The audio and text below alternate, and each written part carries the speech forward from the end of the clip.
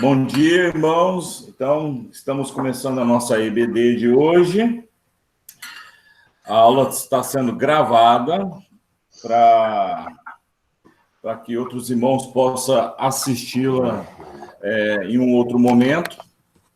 Compreendemos que hoje é Dia dos Pais, então muitos irmãos vão estar reunidos com seus filhos, alguns moram fora, viajaram, outros estão recebendo os pais. E desde agora eu quero também parabenizar todos os pais que estão aqui conosco, que Deus abençoe a vida de vocês de uma maneira especial, de uma maneira poderosa, abundante, e que seja um dia feliz ao lado dos pais, ao lado dos filhos, seja um dia abençoado por Deus. O Márcio estará nos secretariando hoje, ele vai estar fazendo todos os trâmites aqui de comentários, né, Então, se você, quem quiser participar da aula, se inscreva aí no chat, né, e aí você terá a sua participação. Nós vamos falar hoje sobre a divindade absoluta de Cristo, do Cristo encarnado. Então, nós estamos falando sobre Jesus Cristo, a doutrina de Jesus. Essa aula de hoje vai entrar em alguns aspectos que nós vimos na aula sobre a doutrina de Deus, porque Jesus é Deus. Nós estamos estudando isso há um mês já, e é importante nós compreendermos as virtudes divinas no Cristo encarnado como homem, como ser humano. Entende? Então, a primeira coisa que nós vamos entender hoje a respeito da divindade do Cristo são os poderes divinos que são incomunicáveis.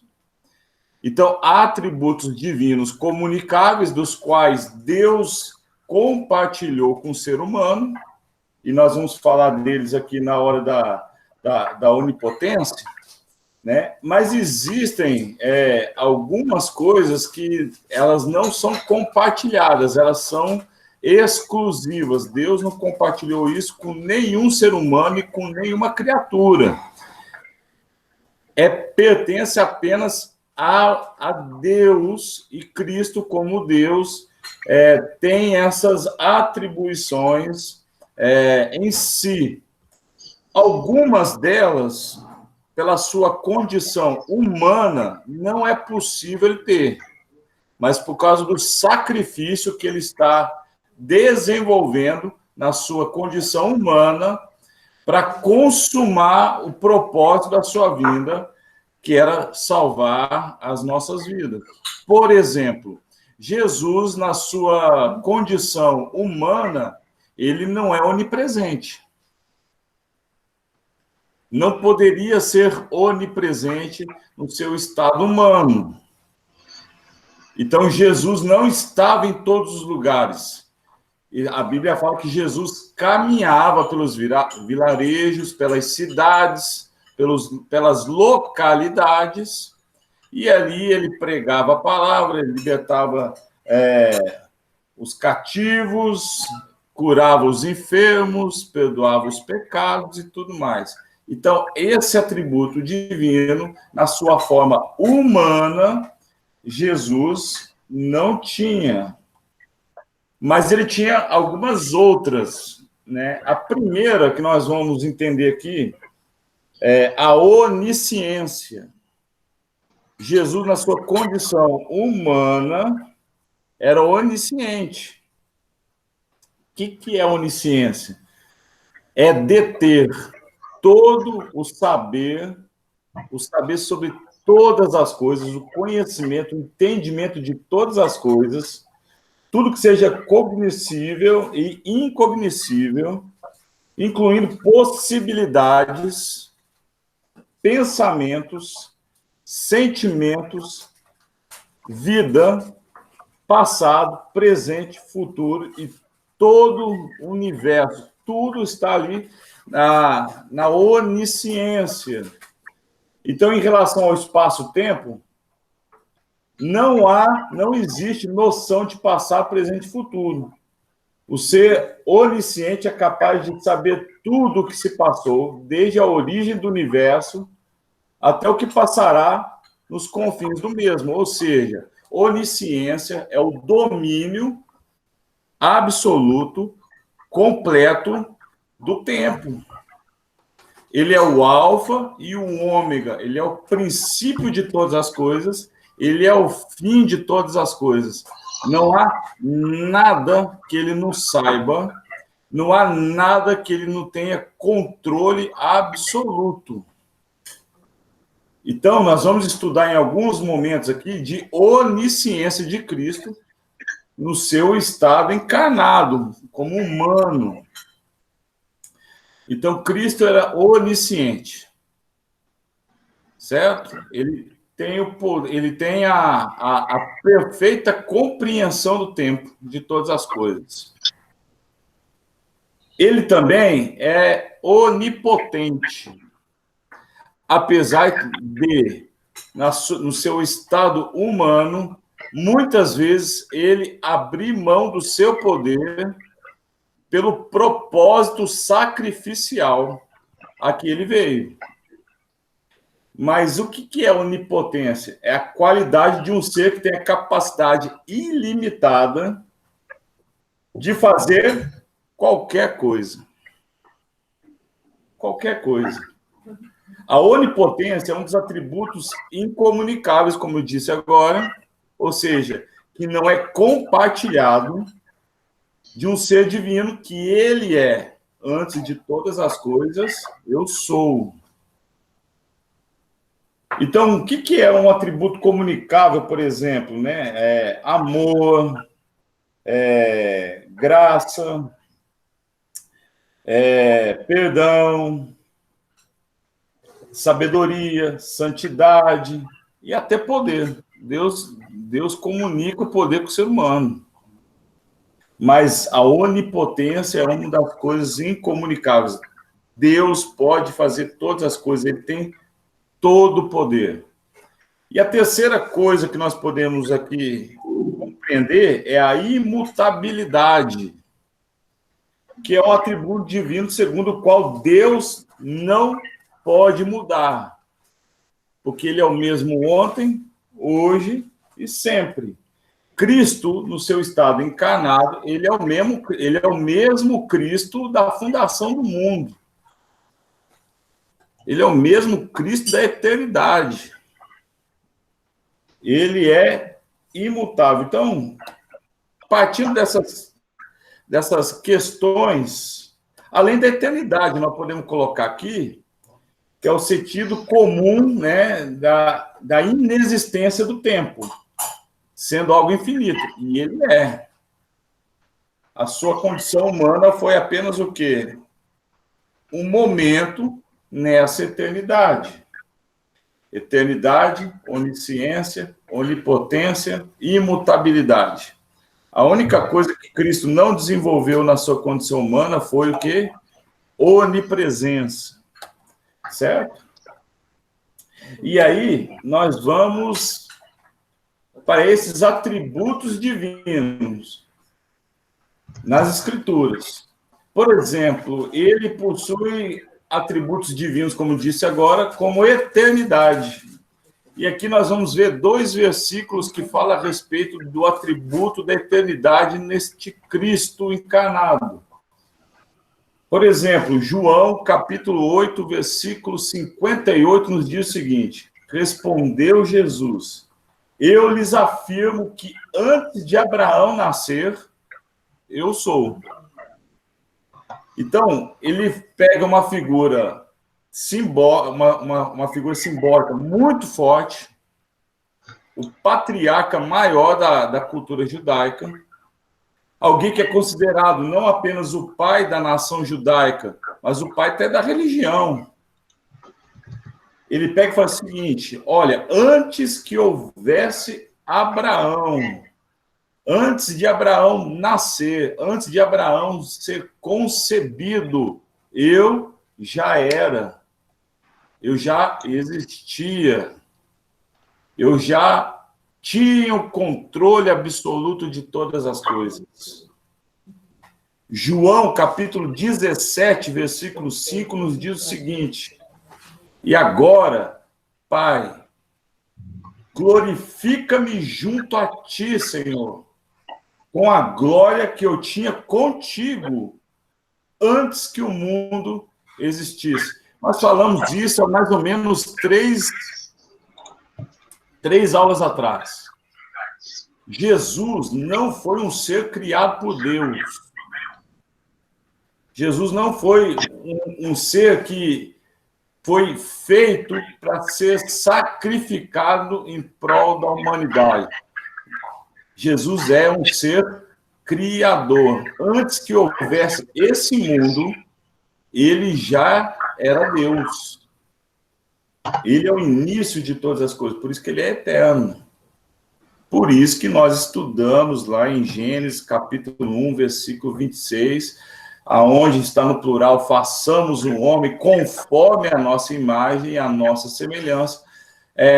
Não se pode atribuir isso a uma comissão de anjos, de serafins, de querubins, que estavam em volta ali de Deus, porque Deus está falando de um atributo incomunicável, que não poderia ser comunicado com nenhuma criatura.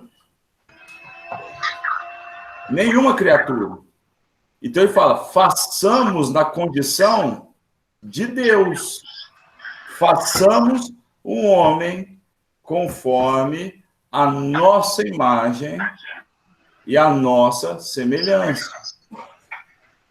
Então, Cristo, ele tem a atribuição da eternidade. E ele falava isso com todas as letras, ele falava isso com todas as forças, ele afirmava categoricamente isso. Então, vai anotando aí, irmãos, vai anotando as referências, nós vamos ler bastante versículos hoje. Então, você vai tomando nota aí. Então, a primeira coisa que nós falamos,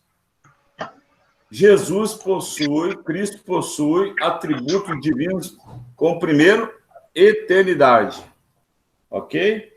João 8:58 e João 17, versículo 5. A segunda coisa que eu falei foi a onisciência, lembra? O domínio do tempo. Domínio do tempo.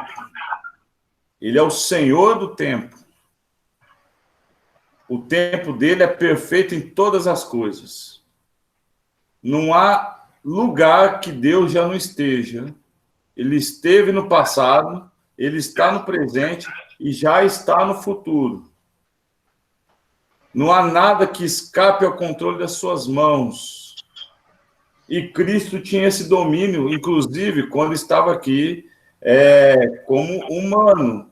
Lucas, capítulo 6, versículo 8, nos diz o seguinte: mas Jesus sabia o que eles estavam pensando e disse ao homem da mão atrofiada, levante-se e venha para o meio.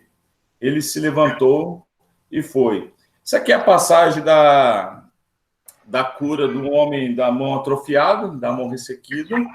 Essa passagem ocorre em Cafarnaum, dentro do templo, e Jesus estava no templo quando esse homem chega, e Jesus, prevendo o pensamento dos fariseus, que iria acusá-lo de uma cura num dia impróprio, Jesus antecipa o pensamento deles e vai lá e cura um homem. Então, Jesus, ele não é pego de surpresa, nem pelos enfermos que o procuram, e nem pelos fariseus que o acusam. Aliás, o que nós mais temos exemplo nas Escrituras, e nós vamos ler algumas vezes aqui, é quando os fariseus vão ter com Jesus, e Jesus prevê todo o pensamento deles. Jesus já sabe o que eles estão pensando. Jesus já sabe qual que vai ser o desfecho da história. Então, ele não é pego de surpresa. Ele não é surpreendido com nada. Por quê? Porque tem um domínio da onisciência. Ele sabe o que as pessoas estão pensando, ele sabe o que vai acontecer no futuro. E isso é uma das coisas mais extraordinárias, porque é uma das coisas que homologa o fato de ele ser Deus. Inclusive na questão do sacrifício. Porque ele foi a oferta, ele se deu. Nós temos a onipotência, todo o poder. Nada escapa ao controle das suas mãos. Ele pode fazer qualquer coisa, ele pode fazer todas as coisas. Nós vimos coisas extraordinárias que só Cristo poderia fazer. Ele é aquele que levantou, ergueu a sua voz, e o mar e os ventos o obedeceram. E isso foi o espanto, né? Foi exatamente o espanto dos discípulos. Quem é esse que até o mar e os ventos lhe obedecem? Ele é aquele que num casamento em Caná da Galileia, num casamento onde a vergonha dos noivos estava para ser exposta, Jesus transforma a água em vinho, e o vinho na melhor qualidade. Jesus é aquele que no caminho de Naim, a cidade de Naim, ele encontra o cortejo fúnebre e ressuscita a mulher daquela viúva. O filho, desculpa.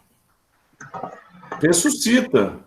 É esse Cristo que vai fazer com que os coxos andem, com que os cegos enxerguem. É esse Cristo divino, em forma humana, que pega 3 pães e 2 peixes e alimenta uma multidão de 5.000 homens, mais mulheres e crianças, que nós podemos apenas mensurar a quantidade de pessoas que seria isso. 15.000 pessoas, 20.000. E ele faz isso 2 vezes. Mateus, capítulo 28, versículo 18, diz o seguinte: então, Jesus aproximou-se deles e disse: escute, foi-me dada, eu possuo toda a autoridade do céu e na terra. Toda. Não há nada que ele diga que não se faça. Não há nada que ele ordene que não há obediência. Porque ele é todo-poderoso. João, capítulo 11, versículos 38 até o 44, nos diz o seguinte: Jesus, outra vez profundamente comovido, foi até o sepulcro. Era uma gruta com uma pedra colocada à entrada. Ele está falando aqui do seu amigo, fugiu, Lázaro. Lázaro já havia morrido há 4 dias.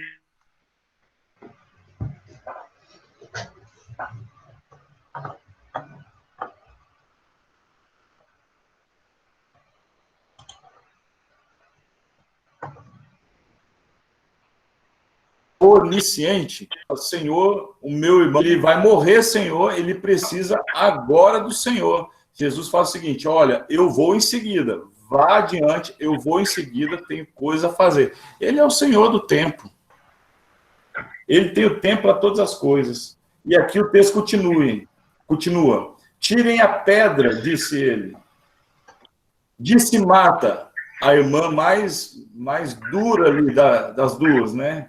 Disse Marta, a irmã do morto: Senhor, Ele já cheira mal, pois já faz 4 dias.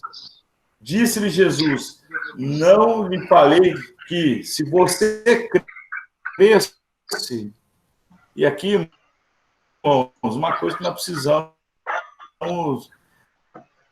colocar na nossa vida como filhos de Deus. Precisa para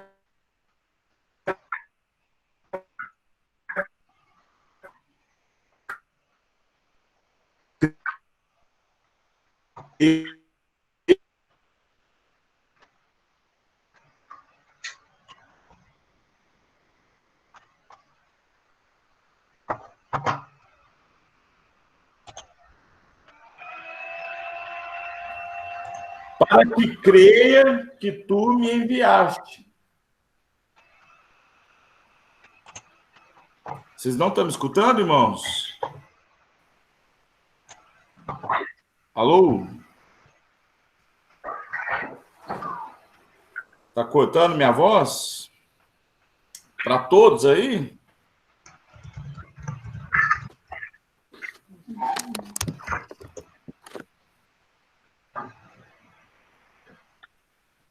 Tá cortando um pouco? Melhorou já? Tá, vamos continuar aqui. Beleza. Obrigado. Vamos lá. Depois de dizer isso, Jesus... Obrigado, irmãos. Depois de dizer isso, Jesus bradou em alta voz: Lázaro, venha para fora. O morto saiu com as mãos e os pés envolvidos em faixas de linho e o rosto envolto num pano. Disse-lhe Jesus: tirem as faixas e deixem-o ir. Então Jesus ressuscitou Lázaro, tendo como atributo a onipotência, também ali antes, na conversa com as irmãs, a onisciência, porque Jesus sabia que a enfermidade de Lázaro era para a glória de Deus. Assim como ele disse isso para... Gente, me fugiu o nome agora. A Thalita, né? Qual que é o nome dela? Hã? O pai dela. Jairo. Ele falou isso para Jairo também, né? Olha, não se perturbe o teu coração. Ela apenas dorme. É para a glória dele. Beleza? Vamos para a imutabilidade. Ele é o mesmo ontem. O que é o ontem? A eternidade de antes, né? Antes da fundação do mundo. Ele é o mesmo hoje, no tempo presente, e ele será sempre. É o que está escrito em Hebreus, capítulo 13, versículo 8. Jesus Cristo, diz lá em Hebreus, é o mesmo ontem, hoje, e será o mesmo para sempre. Amém? Prosseguindo aqui, Jesus Cristo, humano, em forma humana, ele faz o que somente Deus é capaz de fazer. Por exemplo, perdoar pecados. E ele foi bastante combatido pela classe dos fariseus, porque ele curava perdoando pecados. Talvez o exemplo clássico disso seja o do paralítico do Betesda, Marcos, capítulo 2, versículos 1 ao 12. Poucos dias depois, tendo Jesus entrado novamente em Cafarnaum, o povo ouviu falar que ele estava em casa. Então, muita gente se reuniu ali. Desculpa, esse não é o do paralítico do Betesda, irmão. Esse aqui é o paralítico de Cafarnaum. Me desculpe. Então, muita gente se reuniu ali, de forma que não havia lugar nem junto à porta. E ele pregava a palavra. Vieram alguns homens, trazendo-lhe um paralítico, carregado por 4 deles. Não podendo levá-lo até Jesus, por causa da grande multidão, removeram parte da cobertura do lugar onde Jesus estava e, através de uma abertura no teto, baixaram a maca em que estava deitado o paralítico. Vendo a fé que eles tinham, Jesus disse ao paralítico: filho, os seus pecados estão perdoados. Estavam sentados ali alguns mestres da lei, raciocinando em seu íntimo. Por que esse homem falava assim? Mais uma vez, nós vamos ver o que aqui? Vamos ver o que? A onisciência. Os fariseus estavam lá pensando, os mestres da lei, os homens do templo. Por que esse homem fala assim? Está blasfemando isso na mente deles. Quem pode perdoar pecados a não ser somente Deus? Somente Deus. Jesus percebeu logo em seu espírito que era isso que ele estava pensando e lhe disse: por que vocês estão remoendo essas coisas em seus corações? Onisciência e onipotência. O que é mais fácil dizer ao paralítico? Os seus pecados estão perdoados?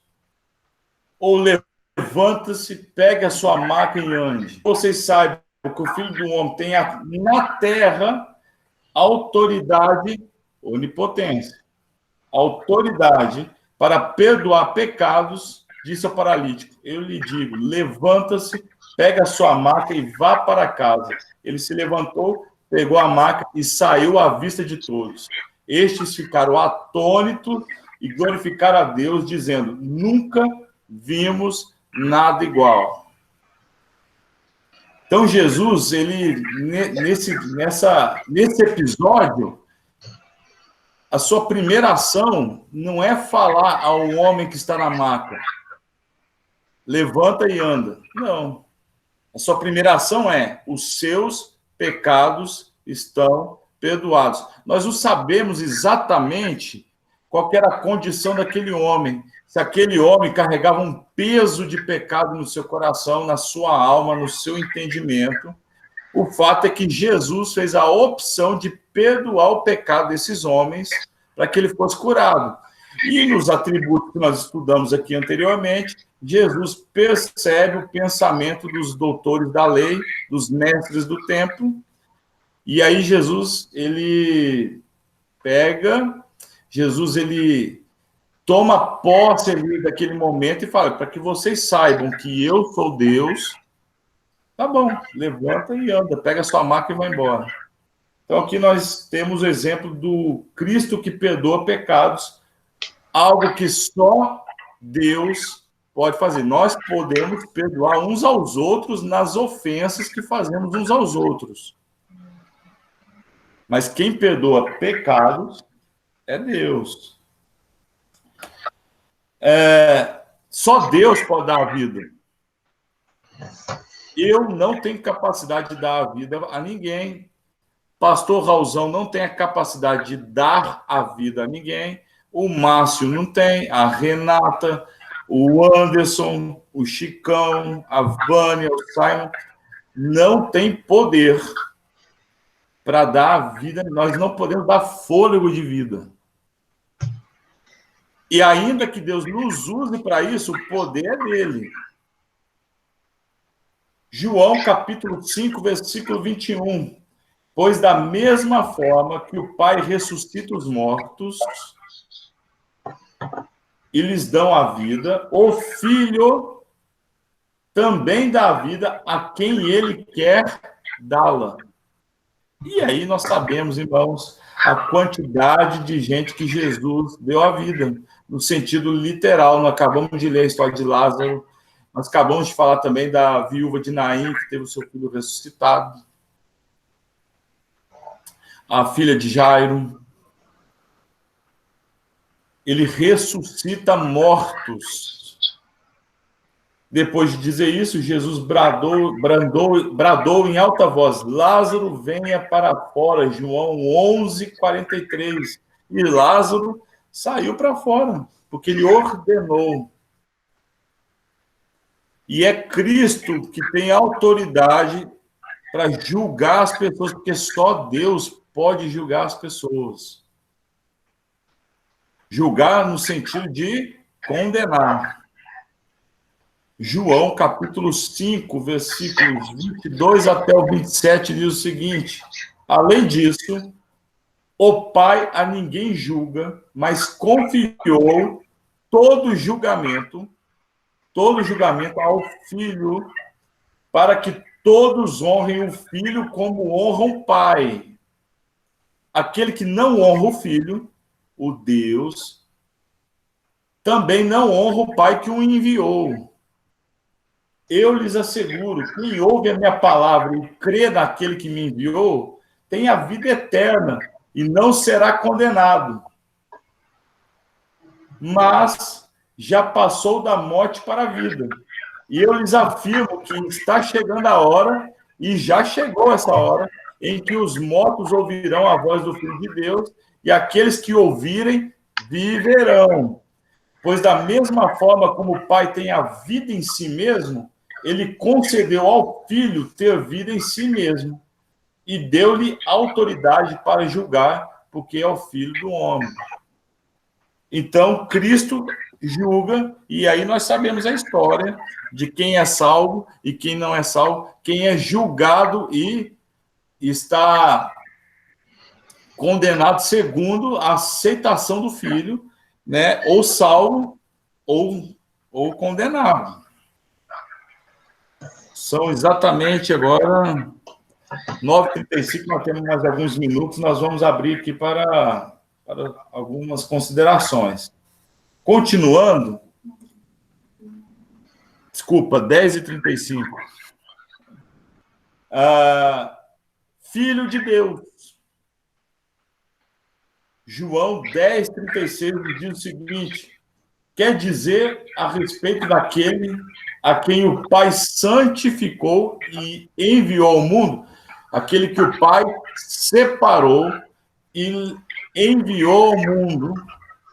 Então, por que vocês me acusam de blasfêmia? Porque eu disse, sou filho de Deus.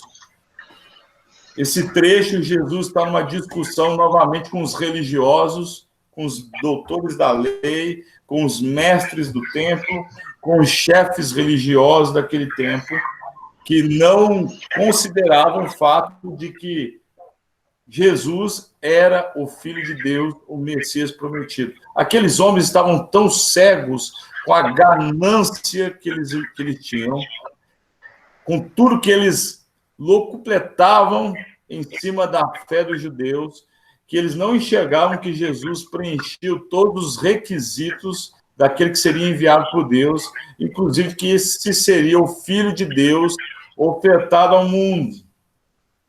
Então, Jesus vai lá e afirma isso. Jesus também se denominava Senhor. E Senhor, só Deus é. Romanos, capítulo 10, versículos 9 até o 13, diz o seguinte: se você confessar com a sua boca que Jesus é o Senhor e crer em seu coração que Deus o ressuscitou dentre os mortos, será salvo. Por isso, irmãos, que aceitar apelo na igreja quer dizer nada. Não quer dizer nada. Porque a nossa boca pode falar o que o coração não crê. Se não fosse assim, não existiria mentira. Se não fosse assim, não existiria falsidade. Então, não é apenas uma coisa emocional, de momento, né? Ou algo ali no calor da situação que você levanta a mão e diz, eu aceito esse Cristo como Senhor. Não, tem que crer com o coração. Por isso que todo o livro de Lucas é muito claro quando Jesus faz distinção daquilo que é multidão. Porque a multidão, o tempo todo, ela só queria usufruir do poder e não da relação. E o que traz a salvação é crer com o coração que ele é Senhor e, através dessa crença, se estabelece uma relação. uma relação literal. Dia dos Pais hoje, né? Com o pai. E ele continua, pois com o coração se crê para a justiça e com a boca se confessa para a salvação. Então, primeiro, o coração gera crença para que a boca fale a verdade. E aí vira testemunho. Como diz as Escrituras, todo que nele confia jamais será envergonhado. Não há diferença entre judeus, aí está falando de nós, gentios, pois o mesmo Senhor é Senhor de todos e abençoa ricamente todos os que invocam. Porque todo aquele que invocar o nome do Senhor será salvo. Senhor quem? Jesus. Então, ele é Senhor.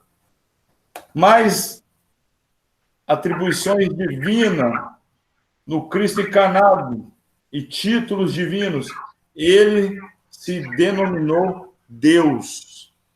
João, capítulo 1, versículo 1, clássico, o Gênesis do Novo Testamento, diz o seguinte: no princípio era aquele que é a palavra. Ele estava com Deus e ele era Deus. Cristo é Deus desde sempre. João 20, versículo 28. Disse-lhe Tomé, no episódio pós-ressurreição, Senhor meu, e aí ele afirma, Deus meu. Tomé precisava de uma prova, Jesus dá essa prova a ele, não precisaria dar, e aí Tomé, de forma definitiva, crê e declara, Deus meu. Hebreus, capítulo 1, versículos 1 até o 8, diz o seguinte: há muito tempo Deus falou muitas vezes e de várias maneiras aos nossos antepassados, por meio dos profetas, servos. Mas, nestes últimos dias, falou por meio do seu Filho, a quem constituiu herdeiro de todas as coisas e por meio de quem fez o universo, Deus Criador. O Filho é o resplendor da glória de Deus e a expressão exata do seu ser, sustentando todas as coisas por sua palavra poderosa. Depois de ter realizado as purificações dos pecados, ele se assentou à direita da majestade nas alturas, tornando-se tão superior aos anjos quanto o nome que herdou, e é superior ao deles. Pois o qual dos anjos deu alguma vez disse, tu és meu filho, eu hoje te gerei, e outra vez, eu serei seu pai, e ele será o meu filho? E ainda, quando Deus introduz o primogênito no mundo, diz, todos os anjos de Deus o adorem. Quanto aos anjos, ele diz, ele faz dos seus anjos ventos e dos seus servos clarões reluzentes. Mas olha ao final, versículo 8. Mas a respeito do Filho, diz, o teu trono, ó Deus, do Filho, o teu trono, ó Deus, subsiste para todos sempre, cetro de equidade é o cetro do teu reino. Ele é Deus e ele governa para toda a eternidade. Ele é o Rei dos reis, Senhor dos senhores, como está escrito em Apocalipse 19, versículo 16. Em seu manto e em sua coxa está escrito este nome, Rei dos reis, Senhor dos senhores. E ele afirma com toda a categoria e com toda a convicção que ele é Deus, em João 10:30, onde ele diz, eu e o Pai somos um. Então, nós lemos bastante versículos hoje, irmãos, que demonstra a divindade absoluta de Cristo na sua condição humana. Nós estamos estudando a doutrina de Jesus, entendemos que Jesus foi 100% Deus, 100% humano. Ele usou seus atributos humanos, seus atributos divinos, em condição humana, para abençoar a humanidade, para abençoar o povo naquele tempo presente. Ele abdicou desses atributos e desses poderes no momento exato em que precisava se ofertar. Mas em todo tempo nós vemos o quê? Poder de Deus, onipotente, onisciente, né, e eterno. Eu passo a palavra agora ao Márcio, que está nos conduzindo nessa manhã, e o Márcio vai fazer um momento com os irmãos. Bom dia, irmãos. Então, nós estamos aqui com a IBD, 10 horas e 44 minutos. Então, temos aí alguns minutos para fazer aí algumas considerações, tirar aí alguma dúvida com o Gustavo, né? Às vezes eu também posso ajudar o Simon também, o pastor Raul está por aí, tá? Então, quem quiser fazer aí alguma consideração pode abrir o microfone ou postar a pergunta ali no chat que a gente vai conversando, tá? Para fomentar esse momento, eu vou passar inicialmente a palavra para o Simon, para ele, né, complementar alguma coisa aí que o Gustavo já bem explanou durante esse período. Simon? Estão me ouvindo bem aí? Beleza. Bom, pequeno complemento só, porque o Gustavo explicou muito bem para a gente. Uma coisa bem interessante da gente observar, que o Gustavo falou ali, né, que Cristo estava desde o começo e ele é o Deus Criador também, né? É só a gente observar a importância de ser um Deus Criador na pessoa de Cristo também, né? Porque seria muito fácil Deus criar um ser qualquer para morrer em favor da humanidade, né? Para salvar a humanidade. Então, a gente vê que foi algo essencial e importante, né? Então, por isso que a gente não pode colocar Cristo na categoria de criatura, porque ele também é um Deus criador, né? E a gente precisa observar, existem até algumas religiões que eles são negacionistas na questão da divindade de Cristo, né? E que ele estava desde o começo. Então, a gente tem aí o pessoal que não acredita de fato nisso, porque eles precisam de algo palpável, né? Algo criado. E como Cristo não é algo criado, é difícil para eles entenderem. Então, a gente tem algumas religiões aí que pregam e negam essa divindade na pessoa de Cristo. Então, essas aulas têm sido muito importantes, até porque ela traz um cunho teológico para nós, para a gente ter base e aprender, não como debater, não estamos aqui para debater, né? Mas para a gente ter um entendimento e nós praticarmos a nossa fé.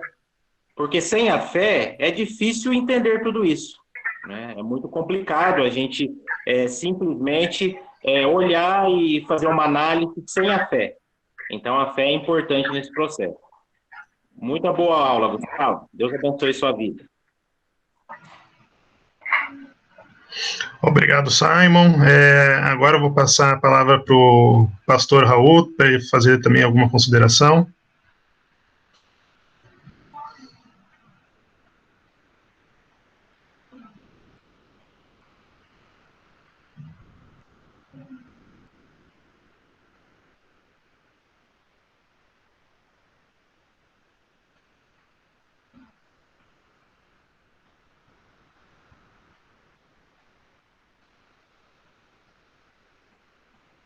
Raulzão, está com a palavra.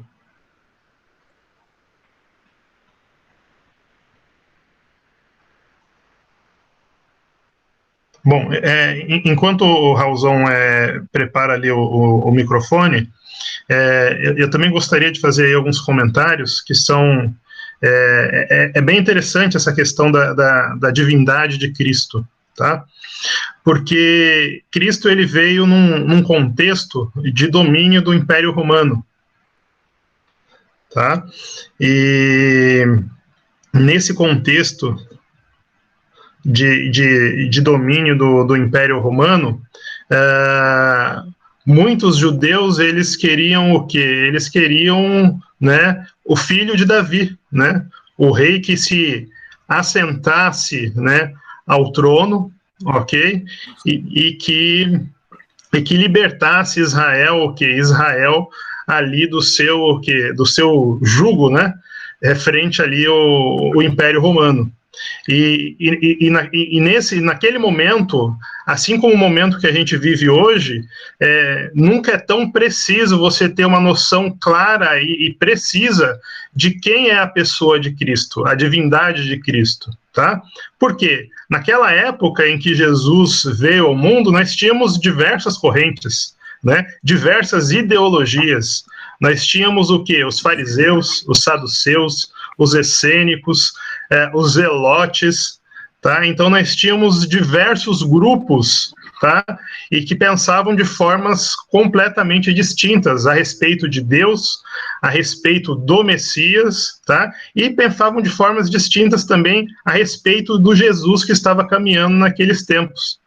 Então eu particularmente eu gosto muito do livro de João, né, porque o Gustavo ele chama que, né, João é o Gênesis, né, do Novo Testamento, e o João ele revela muito bem a divindade, a divindade do Cristo, tá?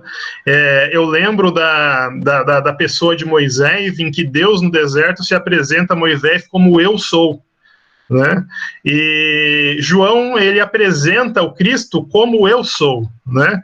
Então nós temos algumas passagens no livro de João que revela isso de maneira muito clara, muito objetiva, né? Então, João 4:26 revela que, né, então Jesus declarou: eu sou o Messias. João 6:35, eu sou o pão da vida. João 6:51, eu sou o pão vivo que desceu do céu. João 8:12, né, eu sou a luz do mundo. João 8:24, eu sou, ele fala que se vocês não crerem que eu sou, de fato morrerão em seus pecados. João 8:58, respondeu Jesus: eu lhes afirmo, antes de Abraão nascer, eu sou, como o Gustavo já falou, e por aí vai, né? Eu sou o bom pastor, eu sou a porta, eu sou a porta das ovelhas, eu sou a ressurreição e a vida. Eu separei mais alguns textos aqui. Eu sou o caminho, a verdade e a vida. Eu sou a videira verdadeira. Então, eu gosto muito do livro de João por essa revelação, né, que revela, né, de forma muito clara, né, de forma inquestionável que Cristo é Deus, né? Ele se revela como eu sou, assim como se revelou para Moisés no deserto. Pastor Raulzão? E aí, já está me ouvindo? Ouvindo bem. Legal, bom dia. É isso aí, parabenizar você, Márcio, Gustavão e o Simon, por essa equipe maravilhosa aí de professores. Exatamente isso, essa união hipostática, é um termo teológico, para designar essa natureza de Jesus Cristo sendo homem e Deus. E também desenvolvendo nesse pano de fundo da Trindade, né? Porque estudamos sobre o Espírito Santo, estamos estudando sobre Jesus, e está aí sempre inserido, né? O Deus, o Criador, ele, criatura, não, ele é também Criador, mas é o Deus triuno, revelando o seu amor através da morte na cruz, da ressurreição, da sua aparição, né? Da sua revelação como o Deus invisível, como diz lá em Colossenses capítulo 1, a partir do versículo 16. Ele é a expressão da imagem do Deus invisível. Então, ele está aqui para nos fazer entender o seu amor por tudo que ele circulou e fez entre nós. Então, valeu, Gustavão, por essa exposição. É bastante versículo mesmo, até porque a gente é uma IBD, né? Estamos estudando a Bíblia. Então, valeu. É isso aí. Valeu, Raulzão. Aí eu abro para os demais. Quem quiser fazer alguma consideração, alguma pergunta. Gilberto, Vânia, Francisco, Renata. Está disponível aí.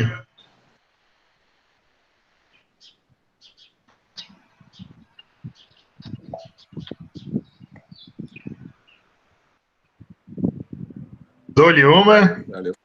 Dou-lhe duas, Vânia. Até um pouco fora de contexto, mas uma coisa que o Gustavo falou hoje, que me chamou a atenção, que às vezes a gente se perde um pouco no dia a dia, é a questão do nosso Deus, que ele está presente no passado, através de Jesus, no presente e no futuro. Então, para a gente focar que Deus já sabe tudo que vai acontecer, e muitas vezes a gente anda tão ansioso, pensando nas coisas do amanhã, mas nosso Deus já está lá. Então, focar que Deus já sabe, gente, ele já tem o plano dele para nossas vidas, e que às vezes a gente, nessa confusão aí por Covid, não sei o que lá, a gente fica tão desanimado e pensando que o que vai ser do amanhã, mas nosso Deus já está lá. Então, ter essa confiança aí no propósito dele nas nossas vidas e deixar a ansiedade, deixar as coisas do dia a dia, do mundo para trás, né? Fazer essa declaração. Legal, muito bom, Vânia. Mais alguém? A Simone está ali na pontinha da mesa querendo falar. Eu estou aqui na pontinha da mesa. A pergunta que Jesus faz aos discípulos, né? E tu? E vocês? Quem dizem quem eu sou? Acho que é a pergunta que a gente hoje. Nós sabemos todos os atributos, sabemos da onipresença, potência, o que ele é, a porta, todos os atributos dele. Mas e se Jesus perguntar para a gente, e você? O que você diz de mim? Quem sou eu? Então, que a gente tenha essa consciência. E aquele versículo que o Gustavo falou agora, cetro de equidade, é uma coisa importante, porque ele usava o cetro para você ter acesso a ele. E hoje, a gente tem esse acesso. Ele estende um cetro de equidade. Então, a gente tem igualdade, mais igualdade perante Deus. Naquele outro versículo, não tem mais judeu, mas todos iguais. Então, é muito confortável isso para a gente. Como Deus nos vê como humanos e dá essa acessibilidade a ele. Mas hoje eu acho que a questão mais importante é quem é Jesus para você. Quais são os atributos que você vive com ele, que você já vivenciou, que hoje você pode testemunhar para alguém na sua evangelização, no seu dia a dia. Eu acho que essa é a pergunta.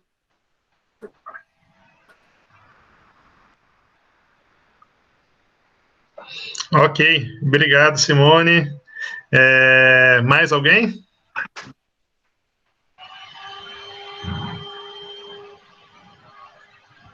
Chicão, eu sei que o Chicão quer falar, não quer falar nada não, Chicão? Hoje não, hoje só agradecer a aula mesmo, muito boa.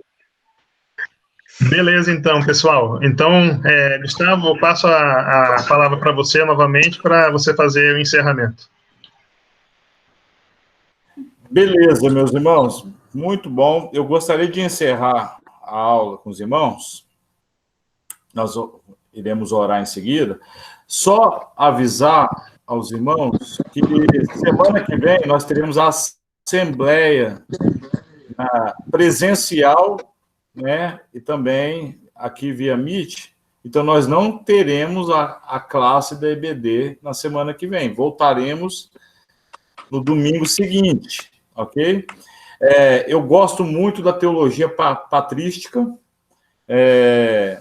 É uma teologia bastante aceita por nós protestantes. E eles fizeram alguns concílios durante a história para esclarecer algumas questões que eram contestadas, e esses homens criaram documentos que são declarações de fé. Eu queria ler para os irmãos, para encerrar a nossa classe de hoje, a fórmula da Calcedônia, que fala do concílio de Calcedônia, que fala exatamente da questão do Deus trino, né? Especialmente na figura do Filho, e diz o seguinte, vou ler para os irmãos. Fiéis aos santos, pais, todos nós perfeitamente unânimes, o concílio, ensinamos que se deve confessar um só e mesmo Filho, nosso Senhor Jesus Cristo, perfeito quanto à humanidade, verdadeiramente Deus e verdadeiramente homem, constando de alma racional e de corpo, consubstancial ao Pai segundo a divindade e consubstancial a nós segundo a humanidade. Em todas as coisas semelhante a nós, excetuando o pecado gerado segundo a divindade antes dos séculos pelo Pai e segundo a humanidade por nós e para a nossa salvação, gerado da Virgem Maria, Mãe de Deus. Um só e mesmo Cristo, Filho, Senhor unigênito, que se deve confessar em duas naturezas inconfundíveis, imutáveis, inseparáveis e indivisíveis.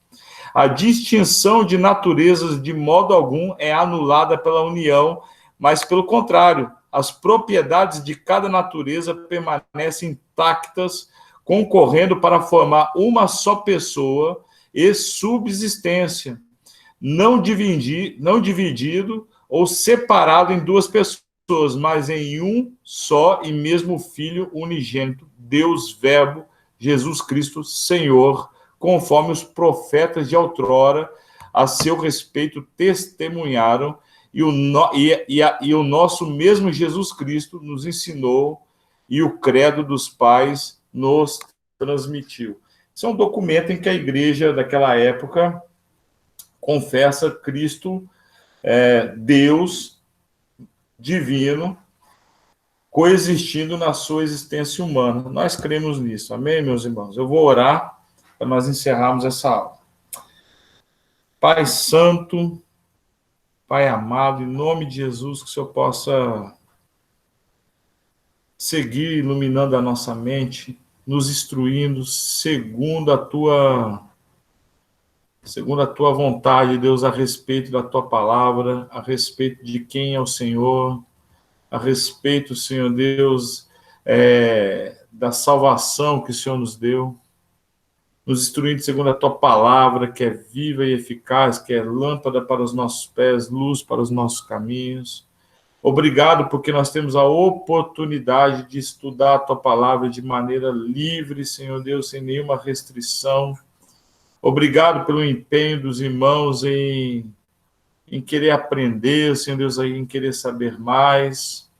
Que o Senhor possa seguir nos abençoando, para que nós possamos, cheios de entendimento e de conhecimento da tua palavra, ensinar as pessoas a seguir essa mesma palavra, Senhor Deus.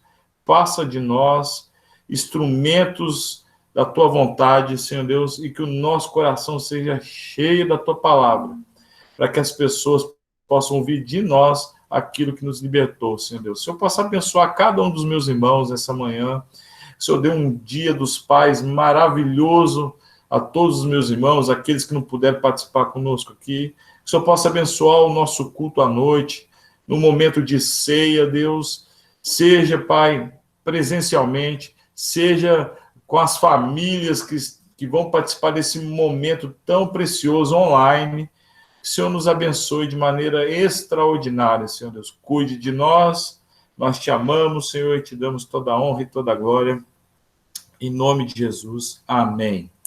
Deus abençoe, meus irmãos, ótimo domingo e um ótimo culto para nós logo mais. Deus abençoe. Tchau.